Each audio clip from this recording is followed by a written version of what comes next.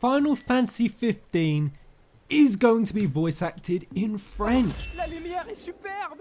C'est un cul-de-sac. Ah, j'aurais dû m'en douter. Somnia, on peut pas rentrer. Normal. Normal? T'es sérieux là? Tu trouves que tout ça est normal? Qu'est-ce qu'on est censé faire maintenant? Fair play to you, my French peasants. What's good?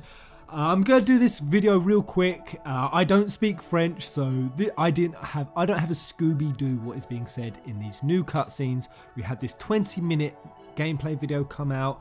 I've watched it and I get so hyped when I see new cutscenes, new gameplay. It makes me think when the actual game comes out and everything is new gameplay, I'm gonna lose my damn mind. But before I get onto the new cutscenes, I'm just gonna cover what else was in this video. So there was bits of driving, some new driving scenery that was gorgeous, really nice. There was some fishing, there was some new bits of combat.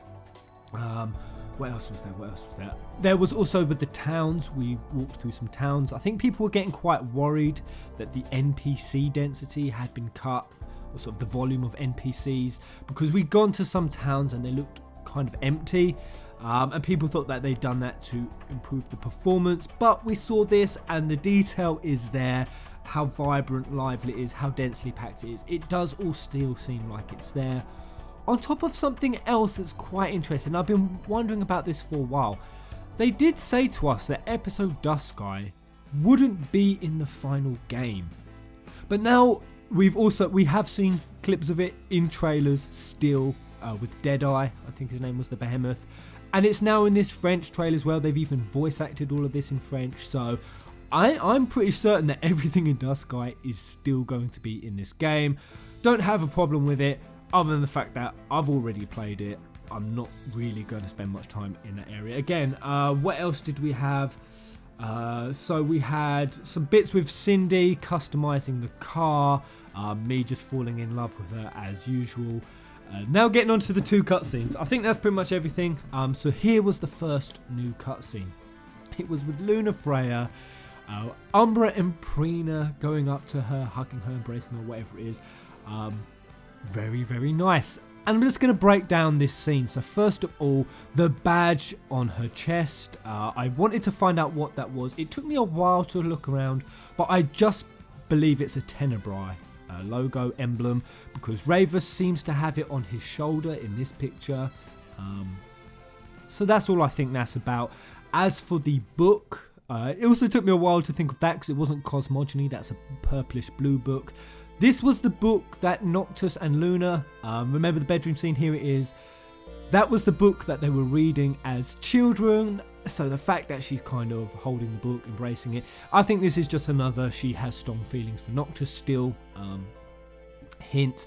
As for the armband, now I'm still not sure on that. I've looked around. All I can say is Prompto has a very similar armband. It's kind of floral in shape.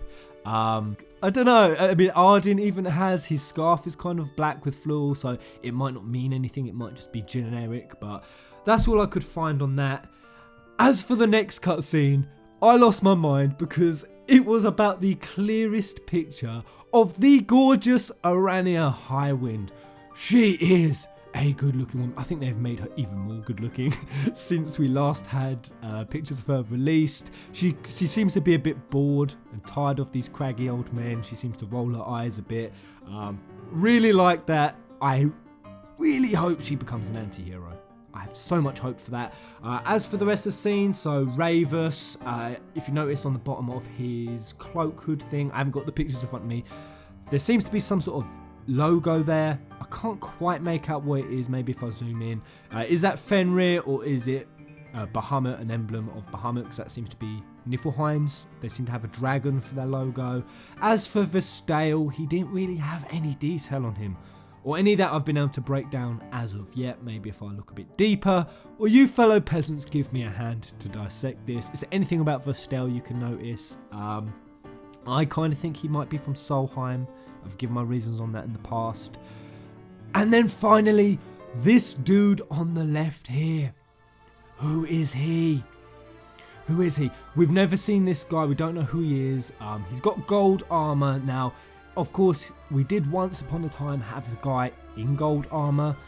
back in Versus 13, but that was Glauca, sorry. I might have just dropped a spoiler there. Kings guys, spoiler alert. Fuck it. If you ain't seen it by now, then you ain't got any plans to. It's so on the internet. You should have seen it by now. So yeah, he's got gold armor, but that was of course Glauca. So I don't know if this is now Glauca's replacement in the story. Who this is, no idea. All I'll say going on this point about Versus 13 as well is I never knew this, but I believe that this, of course we never had it confirmed because we didn't know it was Ravus, but this guy here, I don't remember ever seeing him. There's a couple of pictures.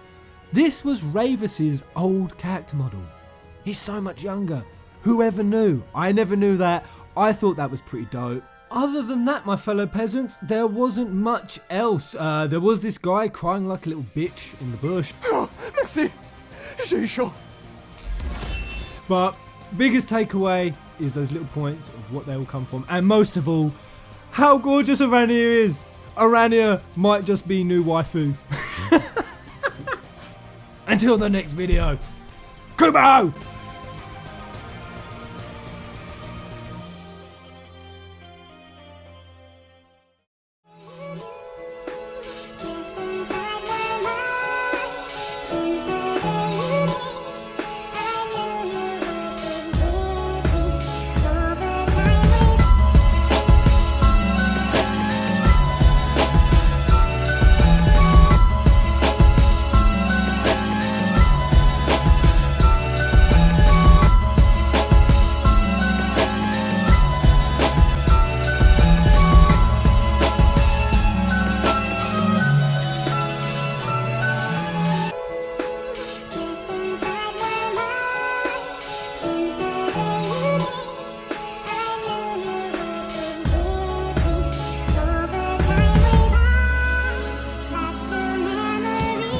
DJ Compilation.